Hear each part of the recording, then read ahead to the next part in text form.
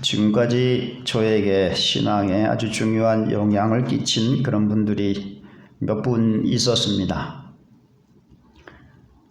목사님들도 계시고,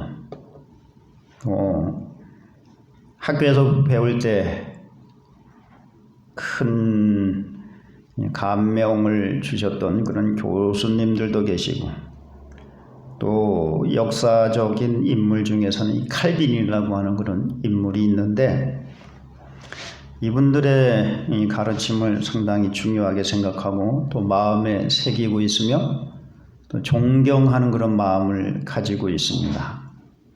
누구나 다 이렇듯이 자기에게 신앙적으로 혹은 또 인생에 있어서 아주 중요한 영향을 끼친 분들에 대해서 그들을 존경하고 칭찬하는 그런 마음을 다 가지고 있을 것입니다. 근데 오늘 다윗은 세상을 창조하시고 또 그 모든 만물들을 다 다스리시는 하나님에 대한 경외와 찬양을 올려드리고 있습니다. 또 그럴 뿐만 아니라 그 하나님을 영원히 모셔드리고 영접하고 또 그분과 함께 동행하며 이 복된 삶을 영위하겠다라고 하는 그런 마음을 오늘 이 시편을 통해서 보여주고 있습니다. 사람들은 자기에게 중요한 영향을 끼친 인물들도 상당히 존경하거든요. 하물며 이렇게 우리 만물을 지으시고 그 모든 만물들을 다 다스리시고 또 특별히 자기 형상대로 지으신 인간들에게 큰 복을 주시고 또 인도하시는 하나님을 우리가 경외하고 찬양하고 그분을 또 우리가 모셔드리고 그분과 함께 하는 그런 삶을 살아가고자 하는 마음을 다 가지고 있어야 된다라고 하는 사실을 여러분 믿을 수 있기를 바라겠습니다. 근데 이런 마음을 가지지 못하는 사람들이 많이 있어요. 신앙생활을 하면서. 그래서 오늘 정말 이 하나님을 거기에 하나님의 그 거룩하신 권세에 또 거룩하신 그 영광에 합당한 찬양을 드리며 또 그분과 함께 살아가는 삶이 어떤 것인지를 우리가 하나님의 말씀을 통해서 한번 서로 살펴보도록 하겠습니다. 먼저 1절부터 2절은 하나님이 세상을 창조하셨고 그 모든 만물을 다스린다라고 하는 것을 찬양하고 있어요. 땅과 거기에 충만한 것과 세계와 그 가운데 사는 자들을 이것이 다 여호와의 것이라 그래요. 여호와가 터를 바다 위에 세우시며 강들 위에 건설하셨도다. 이런 비유를 통해서 하여튼 여호와가 땅에 충만한 것들과 세계에 가득한 이 모든 것들을 다 지으시고 또 건설하셨도다라고 하는 이런 내용입니다. 이방 나라들은 자기 신이 이 세상을 지었다 그러고 자기 신이 이 세상을 다스린다라고 그렇게 여기고 있어요. 그러나 여러분 성경은 하나님이 세상을 지으셨다 그래요. 그래서 성경 첫 장을 딱 열면은 무슨 말씀이 나옵니까? 창세기 1장 1절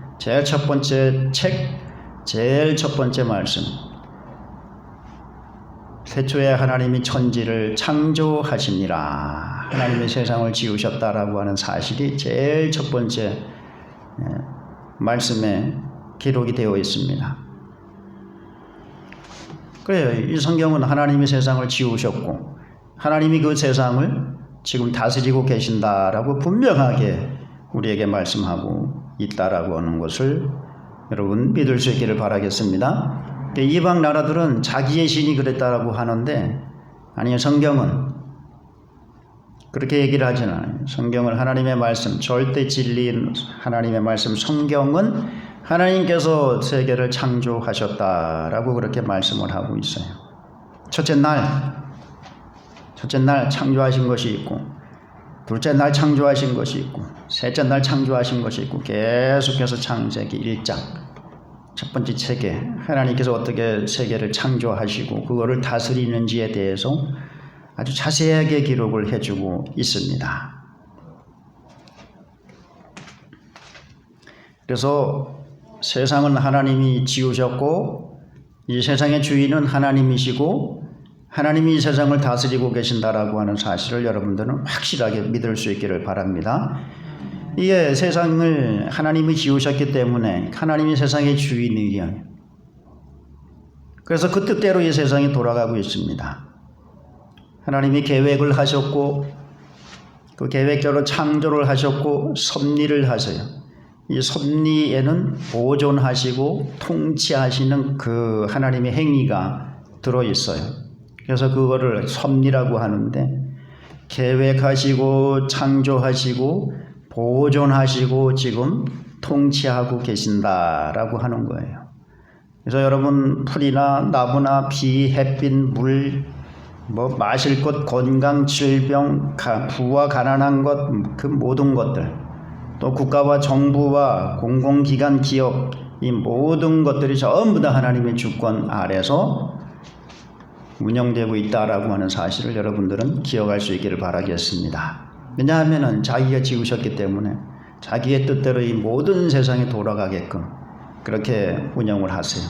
그리고 또 이 세상이 자기의 뜻대로 돌아갈 수 있게끔 하나님께서 이 자연의 이 질서를 또 만들어 놨어요. 창조 질서라고 그러죠. 예를 들면은 이 기후가 우리나라는 사시사철 이 기후 구분이 뚜렷이 나타나고 있는데 이 세계적으로 보면은 5가지 기후대가 있단 말이죠. 열대가 있고 건조가 있고 건조한 그런 지역이 있고 또 온대가 있고 냉대가 있고 한대가 있고 5개의 기후로 구분이 돼요. 크게. 그래 이런 기후들을 하나님께서 또 만들어 놓으시고 이 기후대로 각 나라는 이런 기후에 영향을 받으면서 사시사철 그렇게 살아가도록 하나님께서 이 세상을 다스리고 계신다라고 하는 거예요. 그 어떠한 것도 하나님의 뜻과 이 통치를 벗어나는 것이 없습니다. 그래서 로마서 11장 36절에는 이런 만물이 주에게서 나오고 주로 말미암고 주에게로 돌아가니라. 그에게 영광이 세세에 있을지어다 그랬어요. 또 히브리서 3장 4절에는 집마다 지으신 이가 있으니 만물을 지으신 이는 하나님이시니라. 이 집에 있는 주인이 있어요. 이 건물은요 원창목 원주시장이 설계를 했어요. 설계를 해가지고 이 건물주가 건물을 지었는데 이 건물주는 지금 어디 사는가 하면은 저 간현의 전말마을이라고 하는데 살고 있어요. 이 집주인이 있듯이 만물을 지으신 주인도 있다라고 하는 거예요. 만물의 주인도 있다라고 하는 거예요. 이게 바로 하나님이다라고 성경은 분명하게 여러 곳에서 우리에게 가르쳐주고 있습니다. 근데 세상은 아직도 이 세상이 어떻게 생겨났을까? 여기에 대해서 지금 수백 년, 수천 년 동안 연구를 해오지만 결론을 내리지를 못하고 있어요. 답을 얻지 못했다라고 하는 것입니다.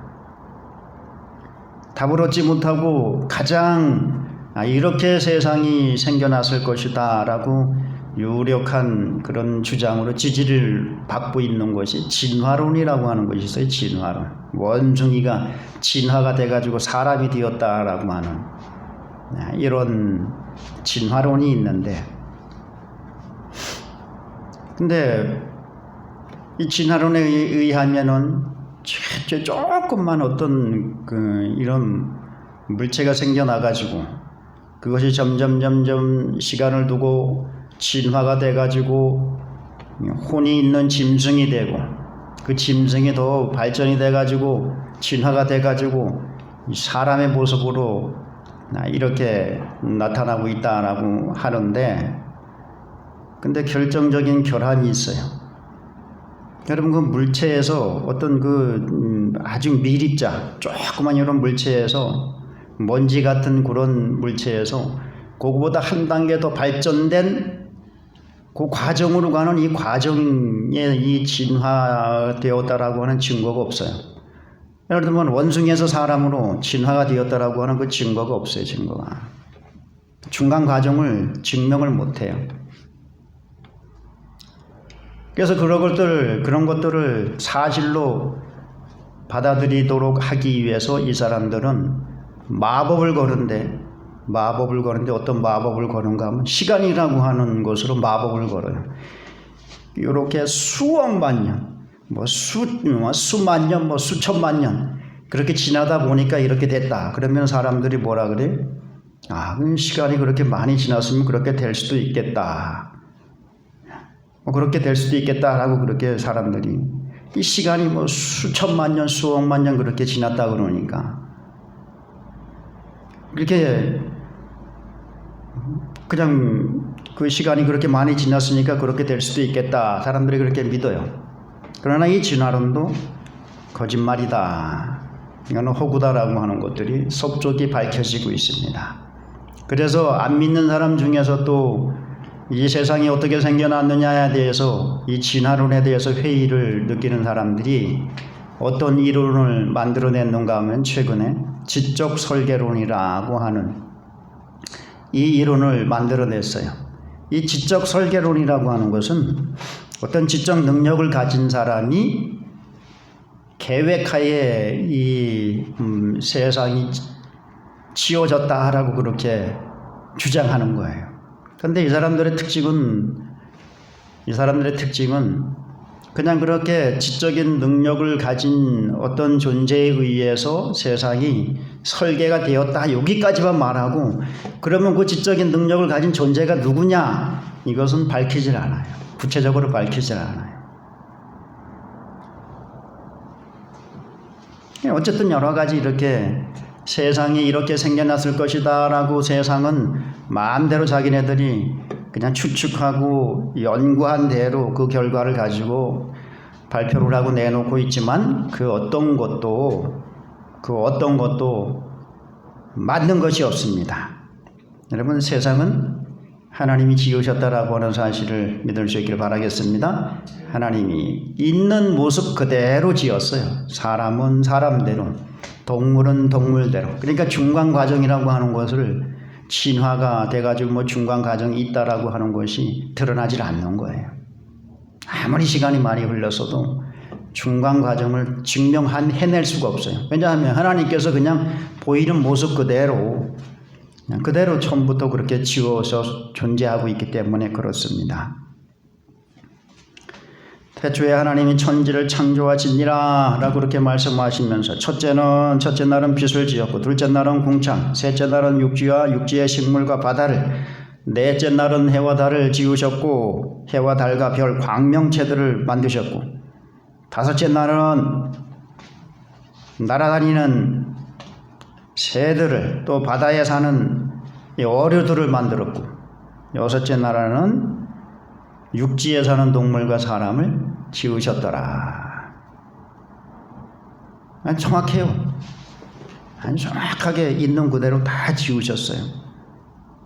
특별히 사람에게는 그 형상을 주어서 하나님을 닮은 그런 모습으로 지으셨더라. 그래서 하나님이 세상을 이렇게 지으셨고 또 다스리고 계시기 때문에 지금 세상에서 일어나는 그 모든 일, 또 특별한 여러 가지 그 모든 일들이 전부 다 하나님의 섭리 하에서 일어나고 있다라고 하는 사실을 여러분 믿을 수 있기를 바라겠습니다. 그래서 이 세상을 살아가기 위해서는 절대적으로 하나님의 도움을 여러분들이 힘입어야 돼요. 절대적으로 하나님께서 주시는 지혜와 능력을 여러분들이 힘입어야 살아갈 수가 있다라고 하는 사실을 믿을 수 있기를 바라겠습니다. 그래서 하나님께 도움을 구하고 하나님께 지혜를 구하고 하나님께 능력을 구하고 그래서 하나님의 도움을 받으며 살아가는 하나님의 백성들이 될 수 있기를 바라겠습니다. 로마서 11장 36절 이는 만물이 주에게서 나오고 주로 말미암고 주에게로 돌아감이라. 그에게 영광이 세세에 있을지어다. 아멘. 세상은 지금도 세상이 어떻게 만들어졌는지 성경은 분명하게 이렇게들 다 밝히고 있는데 세상은 아직도 세상이 어떻게 만들어졌는지 이거를 밝히느라고 정신이 없어요. 분주합니다. 그러나 우리는 모든 것이 하늘과 땅의 시작과 끝이 하나님에게서 시작이 되고 하나님에게서 일어난다라고 하는 사실을 믿으면서 여러분들이 하나님의 이 통치와 다스림을 여러분들이 믿으면서 하나님의 은혜를 가운데 살아가는 하나님의 백성들이 다 될 수 있기를 바라겠습니다. 다윗은 아주 분명하게 이렇게 하나님이 지으셨고 다스린다. 그렇기 때문에 우리는 이 하나님을 섬겨야 되고 이 하나님을 찬양하는 삶을 살아야 된다라고 그렇게 분명하게 선포하고 있습니다. 그런데 이 하나님 앞에 설 자가 있다라는 거. 이 하나님 앞에 누가 서느냐? 3절에는 3절부터 6절에는 세상을 창조하시고 세상을 다스리고 계시는 이 하나님 앞에 설 자가 누구냐? 그러니까 하나님 앞에 복을 받는 자가 누구냐는 거예요. 이 하나님 앞에 복을 받는 자가 누구냐는 거예요. 그 기준을 지금 말하고 있어요. 하나님 앞에 설 자가 누구냐? 그 기준을 말하고 있는데 4절에 보면 나오죠.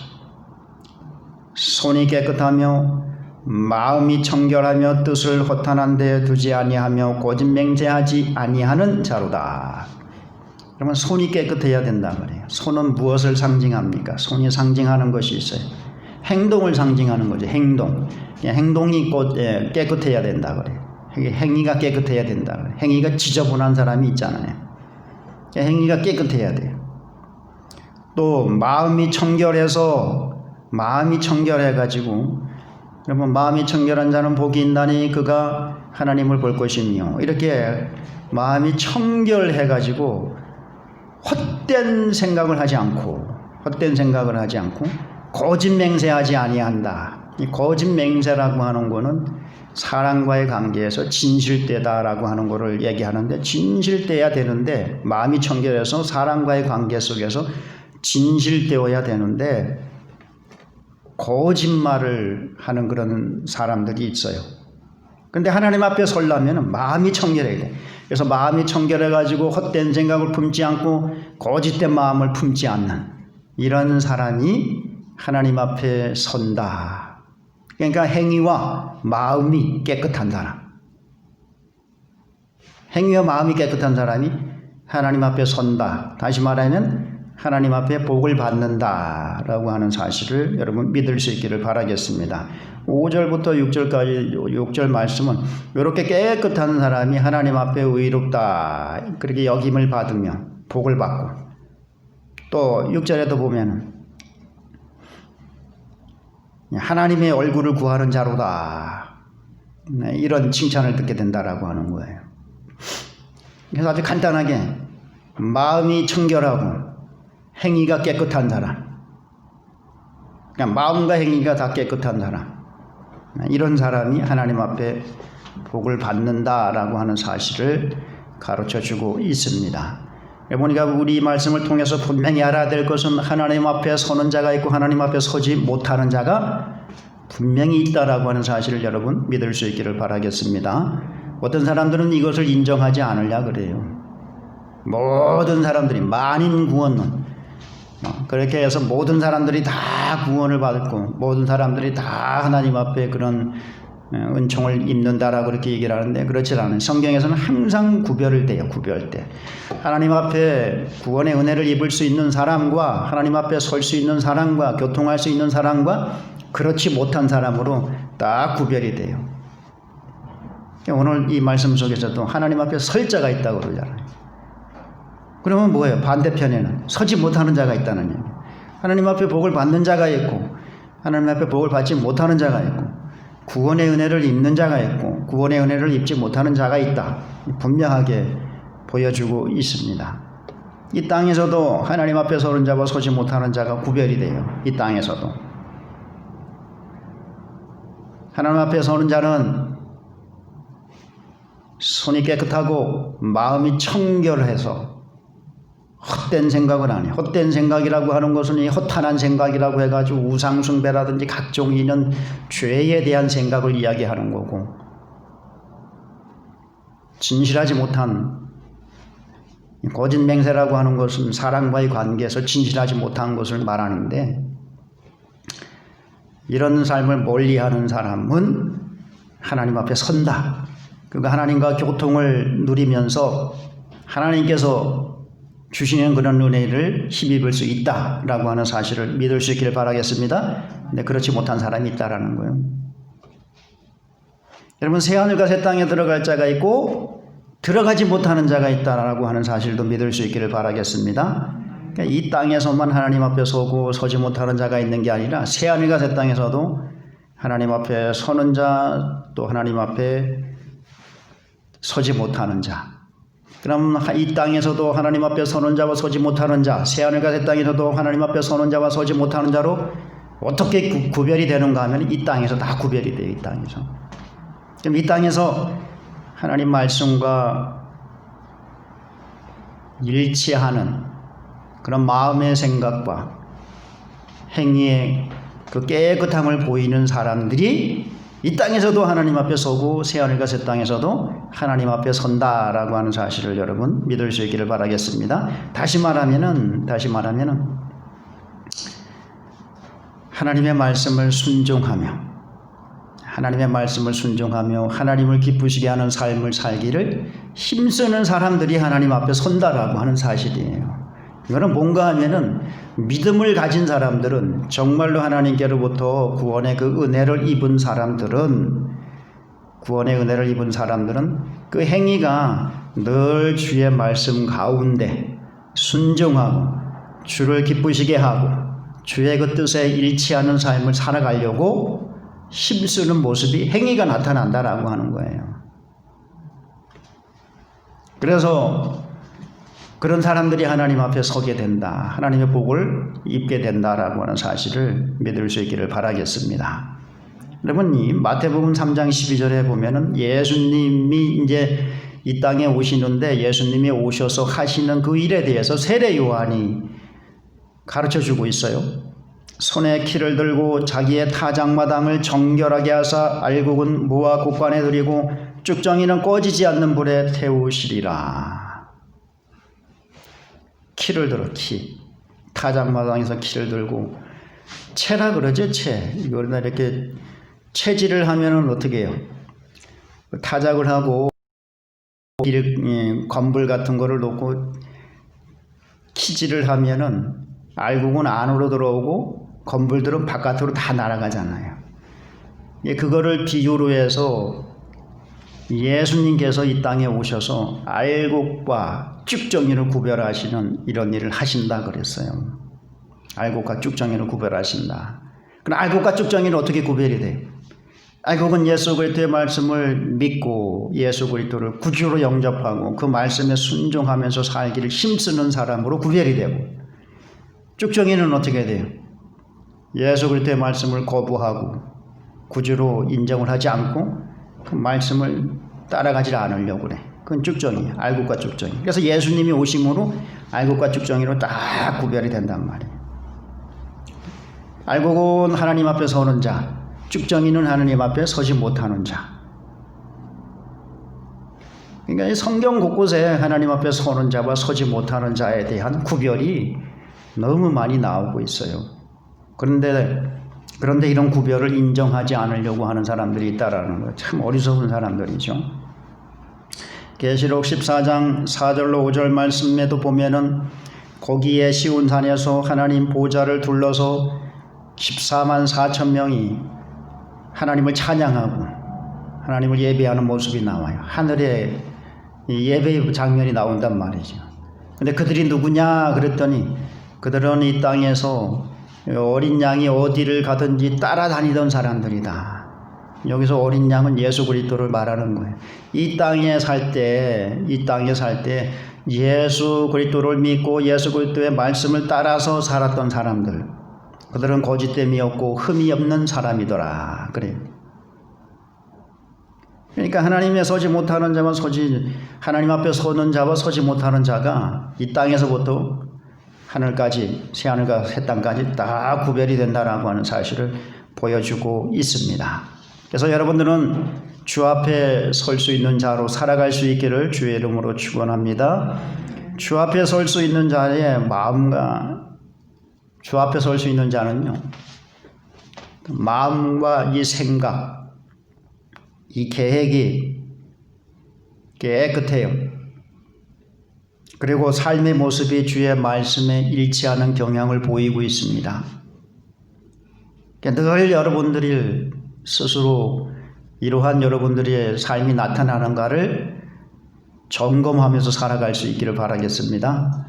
늘 내 마음과 생각이 주의 말씀에 일치하고 주를 기쁘시게 하는 것인지, 내 계획이, 내 선택이 내 마음에서 일어나는 이런 것들이 늘 주를 기쁘시게 하는 것인지, 또 내 삶에서 나타나는 행위들이 늘 주님을 기쁘시게 하는 것인지, 이거를 여러분들이 늘 점검을 하면서 살아가야 돼요. 점검을 했을 때 내 마음과 내 행위가 하나님 받으시기에 합당한 것이다 라고 하는 것이 드러나면 문제가 안 되는데, 합당하지 않으면서도 아무런 거리낌이 없다 그러면 이거 참 큰일이에요. 그렇죠?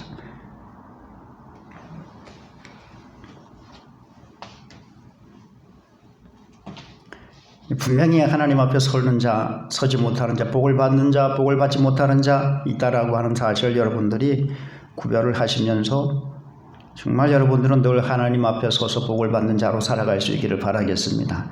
그 앞에서 예수님이 손에 키를 들고 타작마당에서 키질을 하듯 알곡과 쭉정이를 구별하신다 그랬어요. 알곡은 모아서 옷간에 들이고 쭉정이는 태워버린다 그랬어요. 불은 심판이, 쭉정이는 심판하신다 그랬어요. 여러분 이 코로나로 인해서 여러분 이 알곡과 쭉정이가 아주 선명하게 드러나고 있어요. 코로나로 인해서 믿음이 있는 자와 없는 자가 분명하게 드러나고 있어요. 믿음이 있는 자는 어떻게 해서든 하나님 앞에 나와서 예배를 드리려고 힘써요. 믿음이 없는 자는 아이고 잘됐다 이 핑계를 대고 그냥 자유함을 누리자, 확 구별이 되는 거예요. 또 코로나로 인해서 주 앞에 설 자와 주 앞에 서지 못하는 자가 완전히 구별이 되고 있어요. 딱 드러나고 있어요. 지금도 밖에 나가서 가끔 목사님들을 하고 이렇게 만나서 얘기를 하다 보면은 교회 예배에 대한 이야기가 많이 나와요.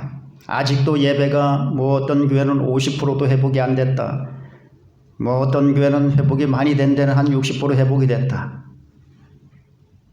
전에 나왔던 사람들이 안 나온다는 거예요. 다 떨어져 버린 거예요. 코로나 때문에 다 떨어져 버린 거예요.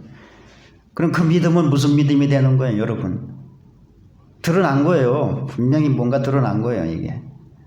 어떤 믿음이다라고 그렇게 내가 단정을 지을 수는 없지만은 분명히 하나님 앞에 설 자와 서지 못하는 이런 자들의 믿음, 또 믿음이 있는 자 없는 자들의 이런 구별이 이 코로나로 인해서 뚜렷하게, 여러분 홍해 바다가 갈라지듯이 뚜렷하게 갈라지고 있다라고 하는 사실을 여러분들이 아실 수 있기를 바라겠습니다.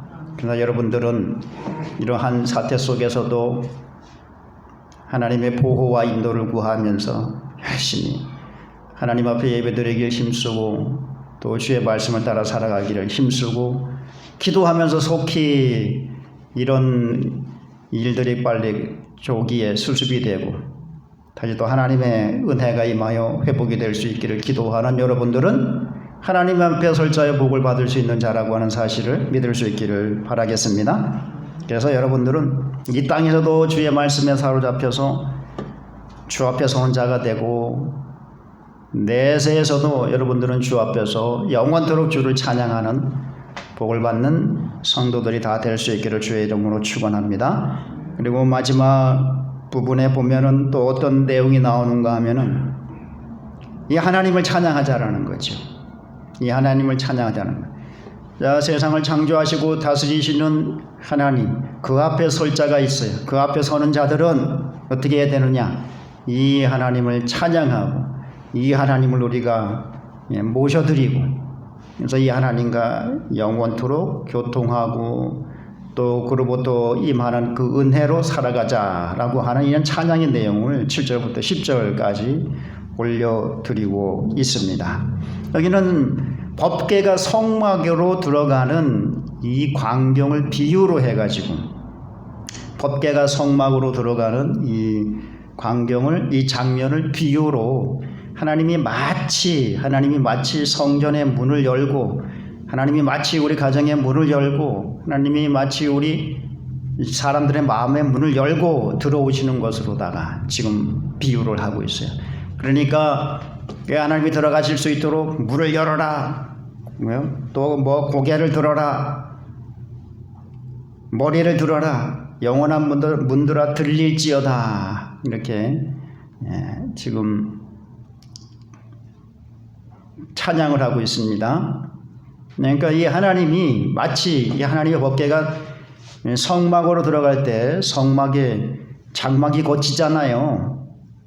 근데 들어갈 때 장막이 고치는데 장막이 이 법궤에 걸치지 않도록 활짝 열어놓고, 그래서 법궤가 안전하게 들어갈 수 있도록 그렇게 하는 이 장면을 비유로 해서 이 하나님을 찬양하며 이 하나님을 우리가 모셔드리고 이 하나님과 동행을 하면서 하나님이 주시는 그런 은혜로 살아가는 백성들이 되기를 위해서 그렇게 선포하고 찬양을 드리고 있습니다. 그래서 여러분이 하나님께서는 항상 하나님의 그 백성들과 같이 있기를 기뻐하시는 분입니다. 그래서 창조하시고 나서 바로 그 지으신 하나님의 백성들하고 동산에서 함께 거니셨다라고 이렇게 나오고 있습니다. 여러분, 진짜마자 그냥 하나님께서 땅에 오셔서 자기가 지은 백성들하고 같이 그 동산을 거니셨어요. 에덴 동산에서. 또 타락을 했지만 타락을 해서라도 하나님께서는 자기 백성들을 버리지 않고 바로 여자의 후손을 약속해 주시고 제단을 통해서 하나님 앞에 제사를 드리는 이런 행위를 통해서 하나님이 그 백성들과 만나 주시기로 또 약속을 하셔요. 그래서 타락 직후에 바로 이 제사를 드립니다. 제사를 통해서 하나님이 백성들을 만나 주시고, 그러니까 늘 찾아오시는 거예요. 그리고 나중에는 아예 그냥 자기 백성 중에 계시겠다 그러면서 이 성막이라고 하는 특별한 이 기구를 만들어 가지고, 이 장막을 만들어 가지고 그 안에 하나님이 늘 하나님의 백성들과 함께 하신다라고 하는 상징으로 하나님의 법궤를 그 안에 두셨단 말이죠. 그리고 거기에는 하나님이 함께 계신다라고 하는 그런 증거로 뭐가 있었어요? 그 성막에, 광야의 성막에 구름 기둥이 항상 함께 있었고, 또 밤에는 불 기둥이 함께 있었습니다. 이게 전부 이거는 뭐를 상징하는가 하면은 하나님이 그 백성들과 함께 계신다라고 하는 것을 상징하는 거예요. 나중에는 가나안 땅에 들어가서는 성전을 지어서 그 백성들과 함께 계신다라고 하는 것을 늘 인식시켜 주셨고, 그리고 나중에는 예수님이 직접 오셨어요. 하나님이 그 백성 중에 직접 육신의 몸을 입고 오셨고, 나중에는 예수님 다음에 또 누가 오셔요? 성령이 오셔가지고 하나님의 백성들에게 직접 거하신단 말이에요. 그러니까 여러분들이 성령이 거하시는 성전이 된 거예요. 하나님이 여러분들과 함께 계신단 말이에요. 그러니까 늘 하나님을 함께 찾아오시는 분. 먼저 찾아오세요, 먼저. 그래서 여러분들은 백성들과 함께 하시는 하나님을 찬양하며 하나님과 동행하는 하나님의 백성들이 될 수 있기를 바라겠습니다. 계시록 3장 20절에도 보면 볼지어다 내가 문 밖에서 두드리노니 누구든지 내 음성을 듣고 문을 열면 내가 그에게로 들어가 그와 더불어 먹고 그는 나와 더불어 먹으리라. 문제는 뭔가 하면 늘 이렇게 하나님께서는 찾아오시는데 먼저 찾아오시는데 문제는 뭔가 하면 우리가 문제라고 하는 거예요.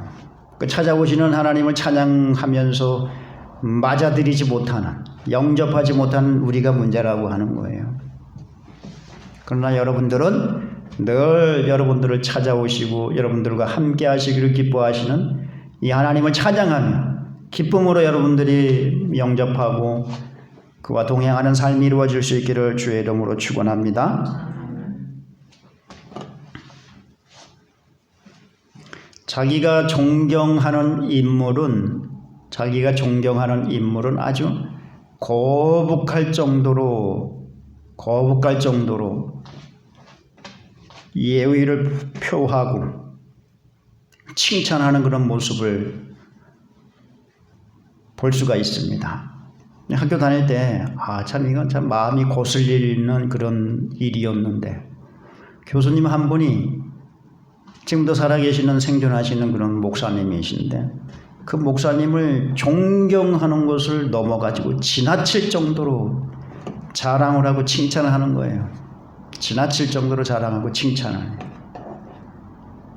왜냐하면 여러 학생들이 지금 너무 좀 마음이 좀 거북하다 그런 말들을 많이 했는데 존경하는 거는 인정을 하겠는데 해가지고 그렇다고 해서 너무 그걸 듣는 사람들의 마음이 거슬릴 정도로 상대방을 높이고 존경하는 그런 뜻을 보이더라는 거예요.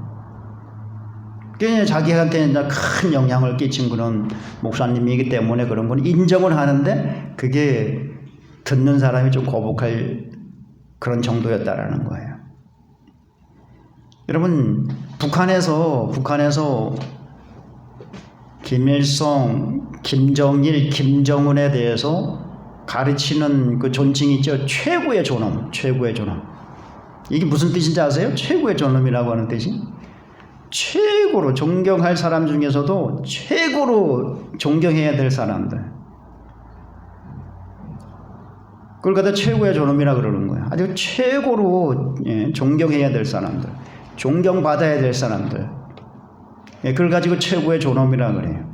그래서 김일성에 대해서 조금 욕을 한다든지 김정일에 대해서 또 김정은이에 대해서 조금 비방하는 말을 하면 최고의 존엄을 모독했습니다 하면서 막 그냥 방송으로다 막 그냥 또 욕을 하고 비난을 하는 이런 일들이 벌어지잖아요. 그럼 자기가 존경하는 사람이나 자기의 이 지도자라고 하는 사람들을 이런 정도로 여러분 찬양을 하고 있어요. 이런 정도로 존경을 하고 있단 말이죠. 지나칠 정도로, 이게 마음에 거슬릴 정도로. 그러면 여러분 세상을 지으시고 이 만물을 다스리시고 우리에게 예수 그리스도 안에서 구원의 은혜를 베푸시는 이 하나님을 우리는 어떻게 해야 되겠어요? 이 세상에 어떤 존경을 받는 인물보다도 수천 배 수만 배 더 하나님을 경외하고 그 하나님을 찬양하고 여러분들이 모셔드릴 수 있기를 바라겠습니다. 그리고 그 하나님과 동행하는 삶을 살아가는 하나님의 백성들이 다 될 수 있기를 주의 이름으로 권면을 드리겠습니다. 그래서 여러분 이런 하나님을 늘 우리가 찬양을 하고 경외하며 이 하나님과 동행하기 위해서 여러분 날마다 이 큐티라고 하는 게 있잖아요. 큐티라고 하는 걸 하잖아요. 묵상이라고 하는 걸 하잖아요. 묵상. 이게 참 상당히 좋은 경건의 생활이에요. 그래서 요즘은 초창기에는 이 묵상, 이 큐티를 할 수 있도록 나오는 그 큐티 자료들이 상당히 이게 좀 문제가 많았었는데 지금은 이제 많이 개선이 돼가지고 좋은 책들이 있어요. 여러분들이 날마다 이런 하나님을 찬양하고 그 하나님을 여러분들의 마음에 모셔드리고 그 하나님과 동행할 수 있도록 돕는 이 보조 재료들이 좋은 것들이 상당히 많이 남아요. 그래서 여러분들이 이런 것들을 통해서 정말 하나님이 나에게 언제든지 오셔가지고 나와 함께 더불어 동행하면서 그분은 나로부터 영광을 받으시고 나는 그분으로부터 큰 복을 받는 이런 삶을 영위해 나갈 수 있기를 주의 이름으로 권면을 드리겠습니다. 창세기 5장 24절에 보면 에녹에 대한 말씀이 나옵니다. 에녹, 죽지 않고 하나님 앞에 부름을 받았던 인물이지요. 그가 65세까지는 그냥 평범한 그런 생활을 했어요. 근데 65세의 아들을 낳고 나서 그가 그 이후로부터 300년 동안 하나님과 동행하는 삶을 살았어요. 여기서 동행한다라고 하는 말은요, 그냥 옆에서 손붙잡고 걷는다라고 하는 그런 뜻에서 유래된 말이에요. 그러니까 하나님과 동행했다. 하나님과 손붙잡고 걸어갔다. 그럴 정도로 하나님과 아주 친밀하고 밀접한 삶을 살아갔다라고 하는 거예요. 그러니까 날마다 하나님과 그렇게 동행하는 삶을 살았다라고 하는 거예요.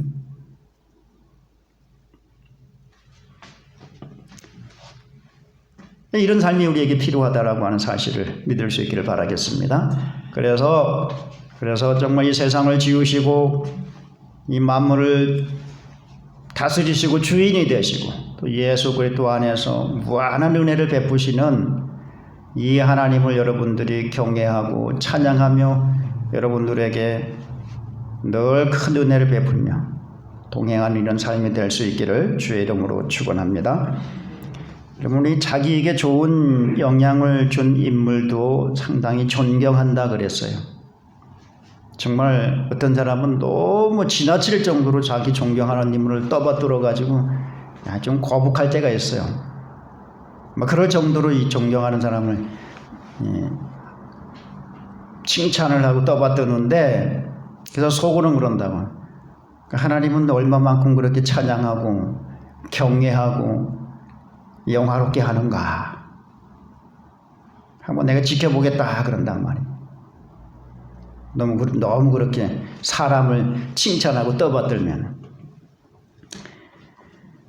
사람도 이런 정도로 자기가 좋아하고 존경하는 사람은 그냥 높이고 칭찬하고 떠받들려고 그러는데 여러분 만물을 지으신 분이에요. 만물을 지으신 분, 나를 지으신 분이 이 세상 모든 하늘과 땅의 이 모든 만물들의 주인이 되시는 분이 그분이 예수 그리스도 안에서 영원한 벌을 받아 마땅한 우리를 구원해 주신 분이란 말이에요. 그러면 어떻게 이분을 찬양하고 어떻게 이분을 우리가 맞이해야 될 것인지 여러분 스스로 한번 판단을 해볼 수 있기를 바라겠습니다. 이런 분에 합당한 찬양과 경애와 삶을 드릴 수 있기를 주의 이름으로 축원합니다. 그래서 여러분들은 늘 하나님 앞에 서서 복을 받는 이런 삶을 살아갈 수 있기를 주의 이름으로 축원합니다. 기도